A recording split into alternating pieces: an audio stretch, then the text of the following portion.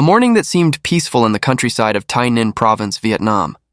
Amidst the familiar sounds of roosters crowing and the smell of kitchen smoke, a strange, foul odor suddenly crept from a suitcase that a close friend had left for safekeeping the night before.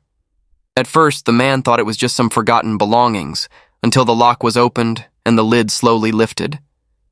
The scene inside nearly made him collapse. From that moment, a dark secret about love was gradually revealed, a story that shook the entire countryside. Join Crime Documentary Files as we explore today's case. On June 2nd, 2018, on a sweltering morning in the countryside of Tan Phuoc Commune, Go Dao District, Tay Ninh Province, Mr. Tran Thanh Sang unexpectedly welcomed an old friend named Hugh. The visit was quite sudden, without prior notice, but Sang still graciously opened his door. He knew his friend was going through a difficult time. Hugh's mood had been visibly declining since his girlfriend suddenly went missing on May 31st. Out of sympathy for his situation, Sang not only invited Hugh to stay for meals, but also let him sleep over for a few nights and store some luggage in the house for convenience. However, 2 days later, on the morning of June 4th, when he woke up, Sang suddenly smelled a strange, pungent stench emanating from the pile of belongings Hugh had left in the corner of the room. The smell seemed to grow stronger, making him restless, stirring up a vague unease that even he couldn't fully understand. This feeling became more pronounced when they went to a nearby coffee shop together. During their conversation, Hugh vaguely asked to borrow a hoe and shovel from Sang, saying he wanted to bury something, but absolutely refused to reveal what it was. That seemingly casual remark made Sang think. Sensing something was wrong, while his friend had just gone out to handle some business, Sang decided to return home to check the luggage Hugh had left the day before. Initially, he only intended to tidy up casually, but as he approached, that pungent stench became more obvious, sending a chill down his spine. Heart pounding, hands trembling, Sang bent down and carefully opened a layer of raincoat wrapped around a large plastic bag. The moment he touched it, a horrifying sensation struck him. Inside was something soft, cold, and shaped very much like a human leg. In that moment, Sang froze, his mind blank, his entire body paralyzed. Only when his breathing became rapid and he heard his own heartbeat echoing in his chest did he realize the horrific nature of what he'd found. Panicked and frightened, but still maintaining some composure, Sang understood he had to act quickly. He immediately called the Go Dao District Police, recounting the entire incident with a voice still trembling. Just minutes later, authorities arrived at the scene. In the heavy atmosphere enveloping the small house, they meticulously examined each piece of luggage. When they opened the suitcase Hugh had left behind, everyone was stunned. Inside was part of a human body, along with many personal items such as cosmetics, clothes, 2 pairs of earrings, an ID card, driver's license, and ATM cards. Everything bore the same name, Do Yen Nhi. The moment that name was mentioned, Sang was struck with shock, because that was the mysteriously missing girl, Hugh's girlfriend. A chilling hypothesis immediately formed in the investigators' minds. The girlfriend Hugh said was missing. Could she be the owner of the body parts in that suitcase? That question made the atmosphere in the room suffocatingly heavy. Not wasting any time, Go Dao District Police immediately contacted Ho Chi Minh City Police, the unit handling the investigation into the disappearance of a girl named Do Yen Nhi, to verify more information and cross-check identification data. Just hours later, the file from Ho Chi Minh City was delivered. According to it, Do Yen Nhi, 27 years old, was the youngest child in a family living in Quy Duc Commune, Binh Chanh District. She had just graduated from college and was currently working steadily at a souvenir shop in the Tan Son Nhat airport area. In the eyes of relatives and colleagues, Nhi was a gentle, petite girl who always behaved softly, politely, and was especially filial to her parents. Every day, after work hours, she would return home to help with housework and care for her elderly parents, rarely going out to socialize or attend parties. A simple, peaceful life with nothing unusual, until she suddenly disappeared without a trace. Regarding the boyfriend, Also the main suspect in the case, his name was Voon Goch Hugh, born in 1989 from Chusei District, Gia Lai Province.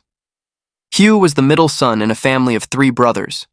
His mother died early, and he lived with his father and was always described by neighbors as quiet, gentle, but somewhat withdrawn. A childhood lacking affection made Hugh nurture a fierce dream to study properly to escape poverty and change his life. In 2010, that effort helped Hugh pass the entrance exam to the University of Economics in Ho Chi Minh City, becoming his family's pride. In his early college years, Hugh was described by friends as gentle, sociable, introverted, and ambitious. However, behind that quiet demeanor was a deep-seated complex about his own impoverished circumstances, something that made him always keep his distance from others. Student life in the bustling city was not easy. The burden of rent, tuition, and daily expenses gradually became a challenge beyond the capacity of a solitary young man from the provinces. By around 2013, after many efforts to persevere, Hugh was forced to drop out midway because he could no longer afford it. From then on, he began a series of days struggling to make a living with various jobs, from selling cakes online, working as a restaurant server, to taking odd jobs at markets, but income was always unstable. Also during that difficult time, Hugh happened to meet Do Yin Ni, a petite, gentle girl with a kind smile. The two quickly developed feelings for each other. From simple conversations and sharing about life, they gradually bonded, understood each other, and went through what seemed to be the most peaceful years of their youth together. That relationship, lasting nearly 9 years, made anyone who witnessed it think this would be a story with a perfect ending, because not only did the two love each other deeply, but both families fully supported them. Ni's parents treated Hugh like their own son, never mocking or criticizing him about his impoverished circumstances. They bought him new clothes, lent him money for tuition, and even helped him get a motorcycle for commuting. Particularly, Ni's mother once even helped Hugh make cakes to sell for extra income. That close relationship made the whole neighborhood think that sooner or later, Hugh would become Ni's family's son-in-law. A relationship lasting nearly a decade, seemingly just waiting for the day to bear sweet fruit. However, no one expected that this seemingly beautiful relationship would become the beginning of an ultimate tragedy. To clarify the mounting questions surrounding the horrifying suitcase, Go Dao District Police determined the first priority was to find Voon Got Hugh, the friend who had left the suitcase with Sang. All investigative leads focused on tracking down his whereabouts. Early morning on June 4th, after hours of reviewing camera footage from the area and cross-checking movement data, reconnaissance forces discovered Hugh appearing at a coffee shop in Go Dao Town, looking calm, behaving as if nothing had happened. Police immediately moved in and invited Hugh to the station for questioning. No one expected that. The drama that seemed like it would drag on for days ended sooner than anticipated.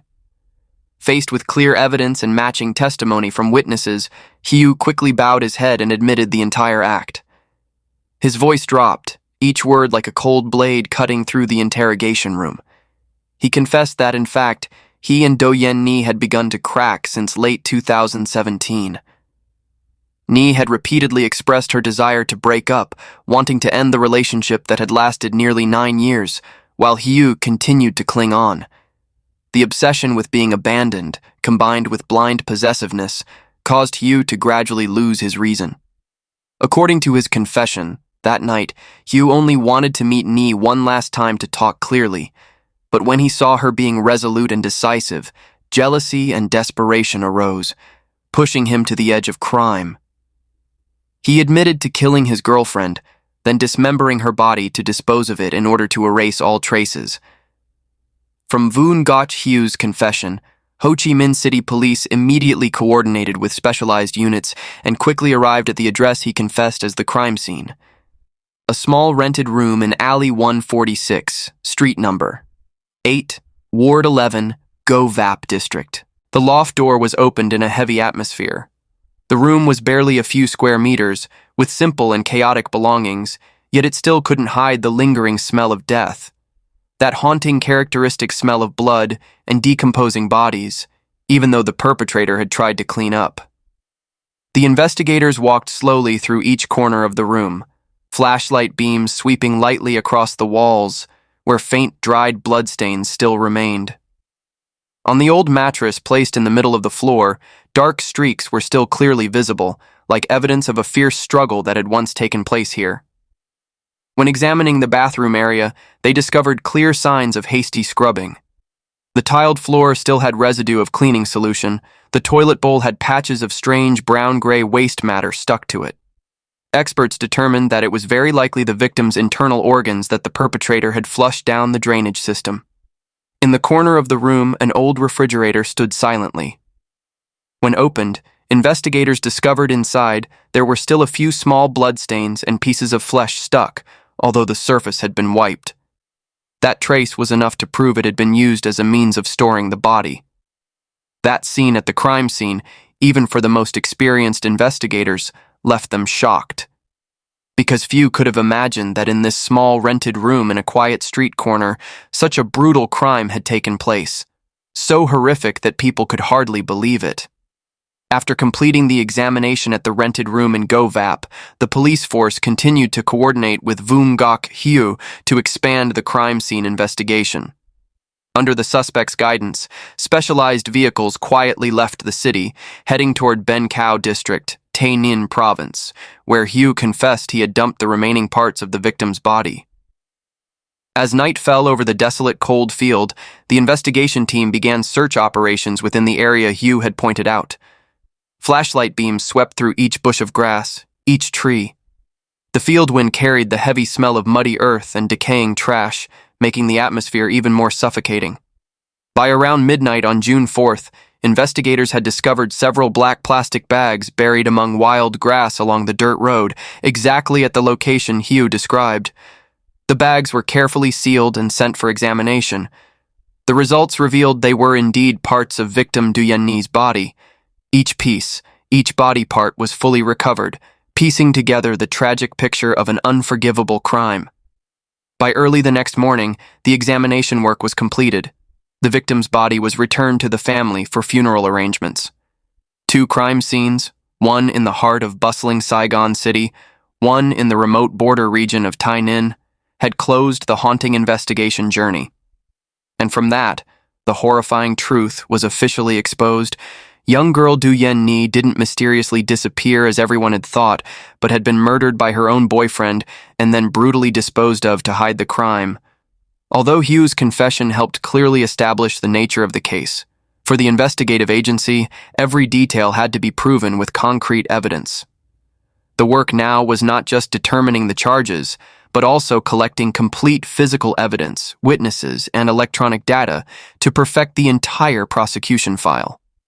During the investigation, police found victim Du Yenni's motorcycle at Mr. Tran Than Sang's house in Tay Ninh, where Hieu had left it along with the fateful suitcase. The motorcycle was quickly identified as the vehicle Hieu used to transport the victim's body from Ho Chi Minh City to Tay Ninh on the night of the crime.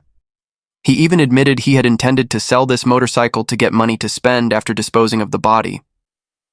Not stopping there, police proceeded to extract all data from the victim's personal phone, and what was found made the case even clearer. In the last string of messages between the two, Hieu was the one who actively texted Ni, inviting her to hang out on the evening of May 31st, 2018, the fateful night. His tone was gentle and intimate, with no sign of conflict or tension. It was this false calmness that made Ni completely drop her guard. Besides electronic data, images extracted from security cameras at the Govap boarding house area became the most important visual evidence in the entire case. The video clearly recorded images of Du Yenni and Voon Ngoc Hieu returning to the rented room around 11 p.m. on the night of May 31st, 2018. At that time, both appeared normal, with no signs of argument or conflict. The door closed, and that was also the last time anyone saw Yenni alive. The next morning, on June 1st, cameras in the same boarding house area recorded a completely different scene. Only Hieu appeared, carrying several large bags, looking hurried but trying to maintain composure. From that moment on, no one saw Ni's figure again. This contrasting sequence of images strongly reinforced the accusation that Hieu was the perpetrator, not anyone else. During the interrogation process at the investigative agency, Hugh appeared frighteningly calm, occasionally showing a bit of belated remorse. He admitted that because he was too angry and hurt when he learned Nye had someone else, he lost control and acted in blind jealousy. But what sent chills down the investigators' spines wasn't just the crime he committed. It was the way he recounted it in a detached tone, detailed to the point of horror. Hugh said that after killing Nye, he lay holding her body for 8 hours straight, before performing the act of dismembering her body to dispose of it. Those statements, uttered coldly as if recounting an everyday matter, made more than a few experienced investigators shudder. After completing the initial investigation phase, on October 2, 2019, the People's Procuracy of Ho Chi Minh City officially issued an indictment prosecuting Vuong Ngoc Hue on 2 particularly serious crimes, murder and robbery. The entire case file was transferred to the People's Court of Ho Chi Minh City to prepare for the first instance trial, a trial that the entire nation's public opinion followed. It seemed all evidence was clear, but just a short time later, the case suddenly took a different direction. Nearly a year after being arrested, Hugh suddenly completely changed his testimony, denying most of what he had previously admitted. In the new statement, he claimed that on the night of the incident, both he and Do Yen Ni used methamphetamine, a synthetic drug, leading to strong hallucinations and loss of behavioral control. Not stopping there, Hugh also blamed the victim, saying that Ni also fell into an agitated state and had suffocated him first, causing him to panic and counterattack, accidentally causing her death. He described the incident as an unintentional accident in a panic and hallucination, trying to create the image of a person who lost their mind rather than a cold mastermind. Not stopping there, Hugh also tried to paint a different picture of the relationship between him and the victim, a story full of defensive coloring and contradictions. In the new testimony, he said there had been financial conflicts between them, that he had given Nye 300 to 400 million dong, approximately $12,000 to $16,000 to buy a house, but then Nye used this money to buy gold and lend to others. Not only that, he also stated that Nye continued to borrow from him 50 to 100 million dong, approximately $2,000 to $4,000 without repaying, making him frustrated and feeling betrayed. According to Hugh's account, the argument on that fateful night started from that very financial dispute, then combined with hallucinations from using stimulants, causing both to lose control. He claimed Ni's death was an unintentional accident, that he didn't deliberately kill her, but only wanted to tie her hands and tape her mouth to prevent her from screaming in anger. After tying up the victim, Hugh said he went downstairs, continued using stimulants, and fell asleep.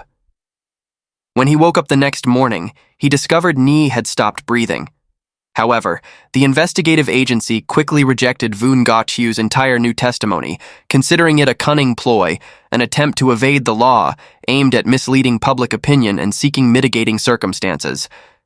Right after reanalyzing the entire file and conducting forensic examinations and toxicology tests, experts confirmed there were absolutely no signs that the victim used stimulants. Specifically, blood and tissue test results from Do Yen Ni were completely negative for synthetic drugs, including methamphetamine, the substance Hugh had mentioned in his testimony. Besides that, Ni's relatives, colleagues, and friends all unanimously confirmed that she was a gentle, hard-working girl who lived a disciplined life and was never involved in social evils. She went to work on time, didn't party, didn't use alcohol or cigarettes, let alone drugs.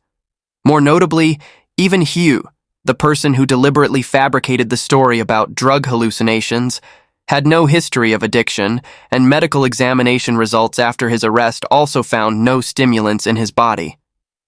Secondly, the story Hugh fabricated about the hundreds of millions of dong supposedly lent to Nye to buy a house was quickly exposed as completely fabricated. When the investigative agency proceeded to verify details, they found no financial transactions between the two during the period Hugh reported. On the contrary, collected evidence along with testimony from the victim's family revealed an opposite truth. It was Ni and her parents who had repeatedly helped Hugh financially during his difficult times. They lent him money for tuition, helped buy a motorcycle for work, and even provided financial support multiple times when he was unemployed. Their affection came from trust and compassion, Not at all about Nee taking advantage or borrowing, as Hugh claimed. From that, the investigative agency confirmed that the entire content about financial conflicts was just a product of the defendant's imagination, fabricated to mislead authorities and reduce the charges.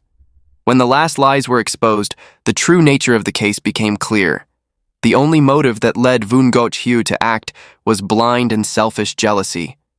He couldn't accept his lover leaving him, and in the frenzy of possessiveness, he chose to turn love into crime, then took the life of the girl who had spent nearly a decade with him in love.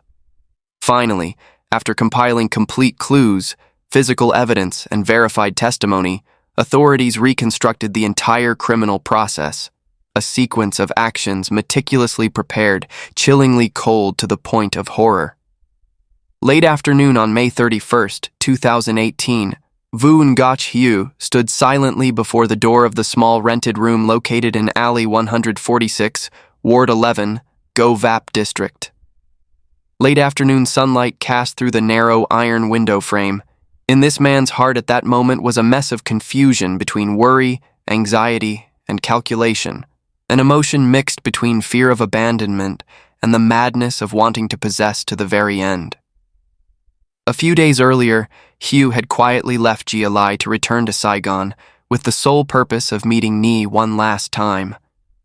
But in reality, this trip wasn't as simple as he claimed. Before Nee appeared, Hugh had already rented the room, prepared knives, plastic cable ties, tape, raincoats, and large plastic bags. On the surface, Hugh told himself he only wanted to persuade Nee to return, wanted to talk one last time to reconcile. But deep down he had begun nurturing a dark thought, vague but persistent, that if she refused, if she really had someone new, he wouldn't let her leave easily. At exactly 6 p.m. on May 31st, as arranged, Do-Yen Nee rode her familiar motorcycle to pick up Vun Goch Hugh. Throughout the meeting, Hugh deliberately appeared cheerful and calm. He spoke gently, even joked as if there was no distance between them. Not a word of reproach, no mention of breaking up. This made Nai gradually let down her guard. She believed Hugh only wanted to meet again like old friends, to close a long relationship with kindness. By around 10 p.m., when the conversation was winding down, Hugh suggested Nee stay at his rented room temporarily, citing that the way to her home was quite far and it was already late. Initially, Nai hesitated, but then because she trusted Hugh, the person she had been with for nearly 9 years, she nodded in agreement. For Nai, it was just a night of temporary shelter, but for Hyo, it was the beginning of a dark plan that had been prepared in advance. The room where Hugh stayed was in a loft, small and simple, with only a mattress spread on the floor, a few personal items, and weak yellow light casting through the window. They sat next to each other. Initially, the atmosphere was still peaceful, even somewhat warm. They reminisced about beautiful memories, the youthful years they had shared, from the simple early days of dating to times of overcoming difficulties together. However, when memories just touched old cracks, Hugh's voice began to deepen. He looked at Nee for a long time, his eyes mixed with pleading and desperation. Then he spoke, saying those final words of clinging, hoping she would reconsider, hoping to start over. But Nee only shook her head gently. She had made her decision decisively long ago.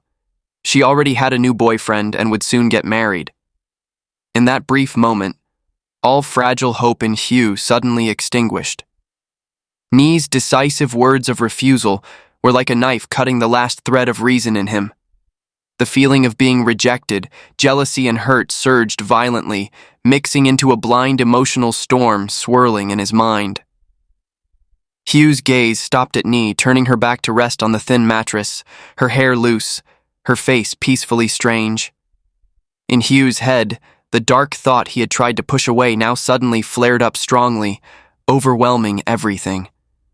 He believed that if she dared to leave him, then this whole world shouldn't let her continue to exist either. Midnight. The rented room was dead silent, only the sound of the creaking fan spinning steadily. Hugh quietly approached, step by step, like a predator stalking prey in the darkness. When standing right by the bed, he bent down, eyes empty, then suddenly reached his left hand to firmly cover Ni's mouth, his right hand tightly squeezing her neck with all the strength of someone going mad. Attacked suddenly, Ni struggled desperately, hands trying to push away, legs kicking wildly in an effort to regain breath. But it was all futile. Her weak body couldn't resist the strength and fury of a man who had lost control. In just a few short seconds, everything ended. The gasping breath gradually faded.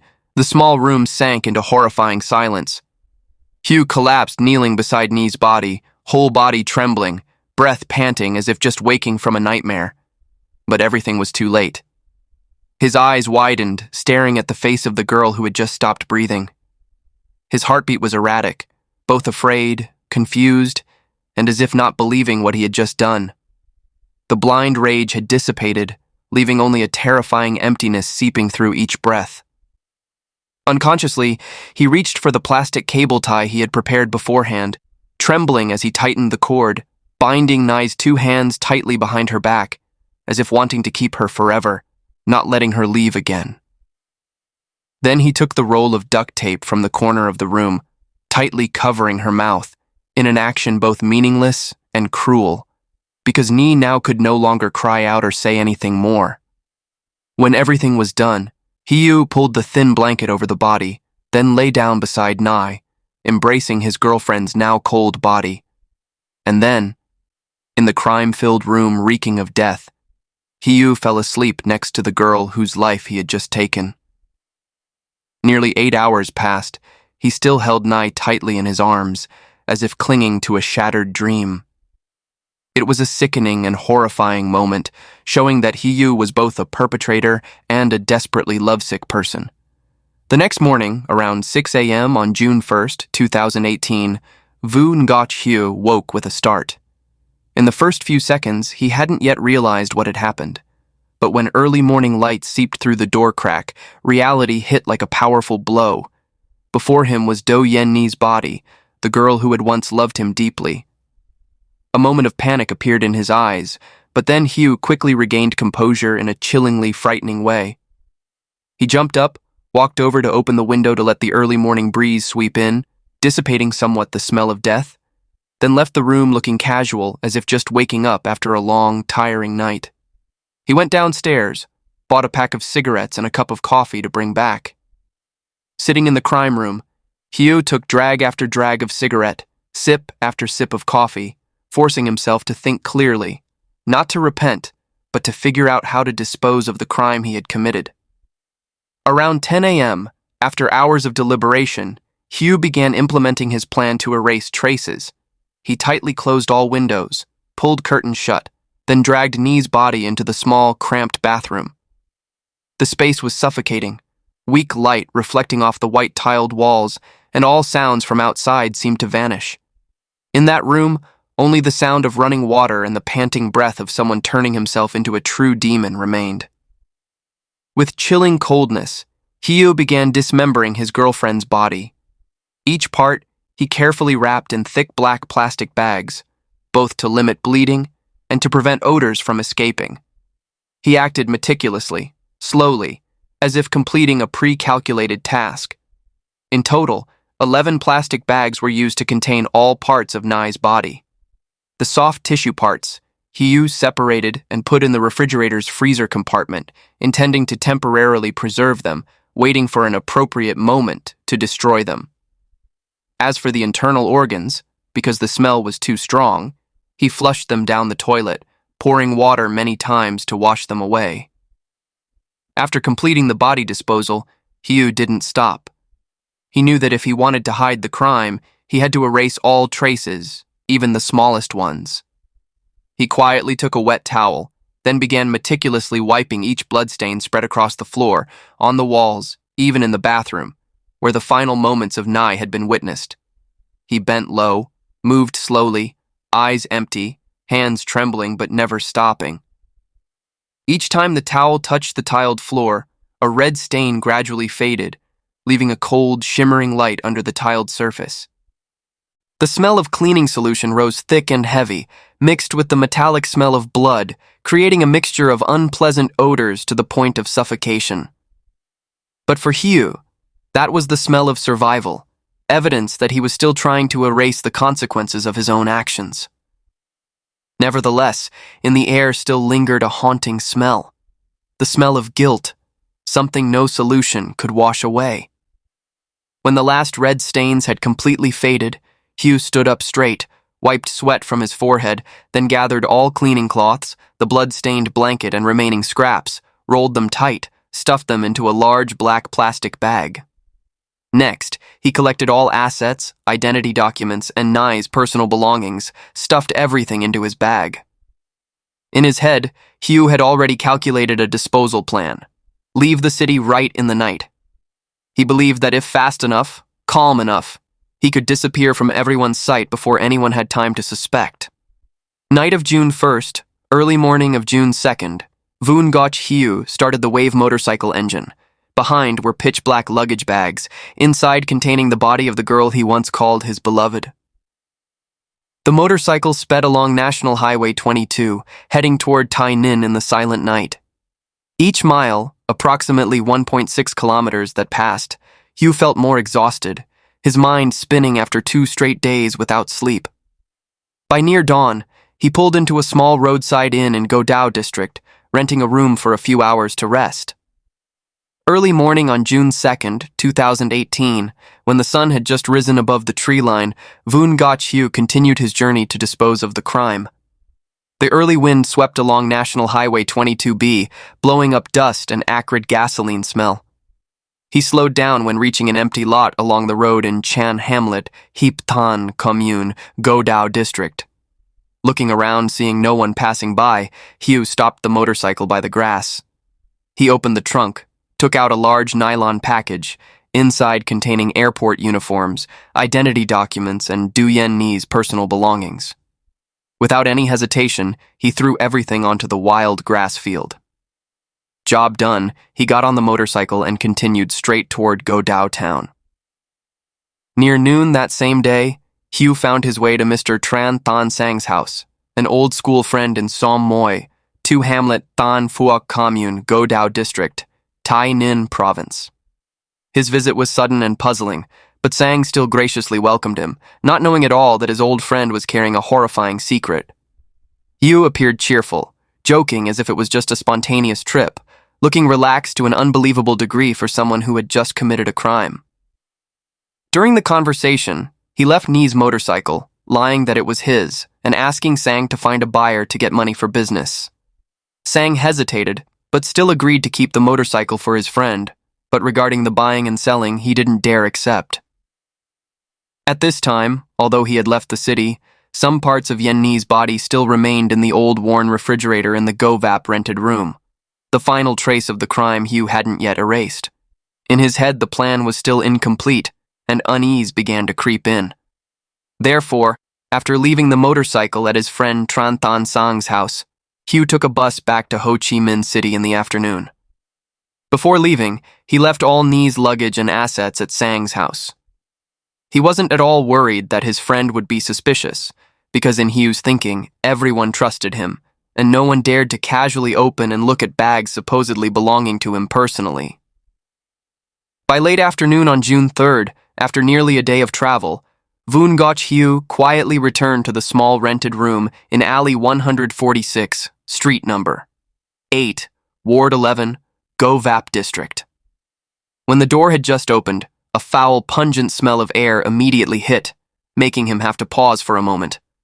The room, already cramped, had been sealed tight for a full day, now heavy with the smell of death and dampness. He covered his nose, stepped inside, eyes scanning around the room cautiously. Everything remained as when he left. Only different was that the space now became suffocatingly difficult to breathe. Without further delay, Hyo prepared a large suitcase, a cardboard box, and several nylon bags. Early morning on June 4th, 2018, Hyo wrapped the body parts from the refrigerator and put them in the suitcase and cardboard box. The rest he put in plastic bags tied tight. Next, he used rope to tie the stacked suitcases, boxes, and bags onto his Wave motorcycle. Everything was meticulously disguised, looking like regular cargo luggage. Around 4 to 5 a.m. on June 4th, Hugh rode back to Tai Ninh once more. By 7 a.m. on June 4th, Hugh stopped by Sang's house again. He parked the motorcycle outside the yard, went into the house to wake Sang, invited him to breakfast and coffee as normal. At the shop, Hugh pretended to ask to borrow a hoe and shovel to bury something. But when Sang asked what it was, he didn't answer. This strange attitude combined with Hugh carrying much wrapped luggage made Sang start to suspect, thereby discovering the horrifying truth. On the afternoon of October 17th, 2019, the People's Court of Ho Chi Minh City opened the first instance trial to Judge Voon Goch Hugh on charges of murder and robbery. The trial took place publicly, attracting a large crowd due to the cold-blooded, brutal nature of the case. Voon Goch Hugh was brought to court looking gaunt. He hung his head throughout the trial. In the row of seats representing the victim, Do Yen Nhi's parents sat in shock, faces filled with extreme pain. At court, the indictment was announced describing in detail the brutal acts of defendant Hugh. Each horrifying detail recounted made many attendees furrow their brows and shake their heads. When questioned, Hugh admitted to killing Nhi, but continued to evade about the motive.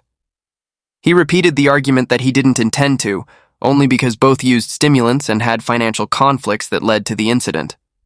However, the representative of the procuracy holding prosecution rights at court had already rejected all of the defendant's defense. The procuracy determined that Hugh's base jealousy motive could not excuse the excessively brutal crime. The defendant's behavior was especially dangerous to society, demonstrating thuggish behavior, ferocity, and complete loss of humanity. Not only did he brutally murder, Hugh also appropriated the victim's property for personal gain.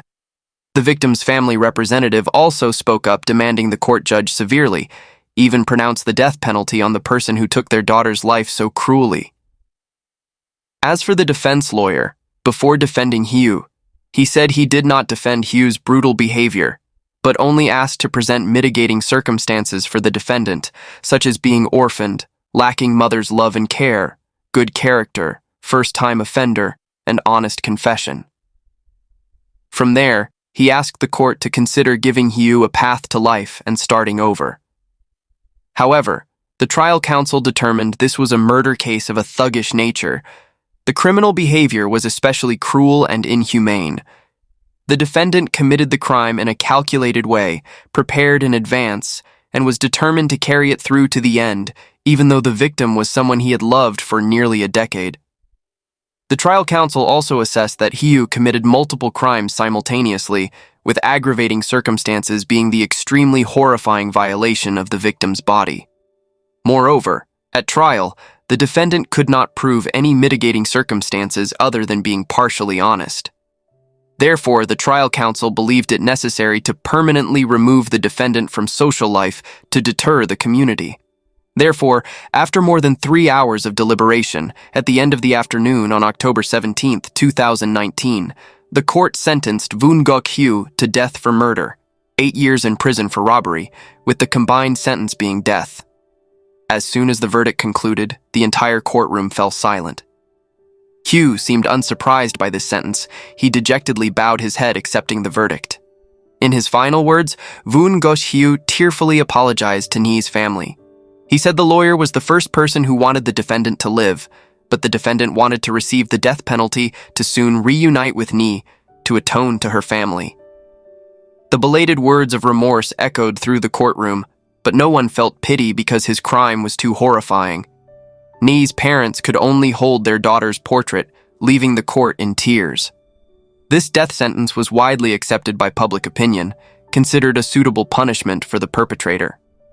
However, behind that consensus was also a haunting warning about the tragedies that stem from blind love. When emotions are dominated by selfishness and the desire to possess, it can cause a normal person to lose their mind, turning a normal person into a brutal murderer. And that is today's case. What are your thoughts about this case? Please share in the comments section below. Thank you for watching and see you in the next videos.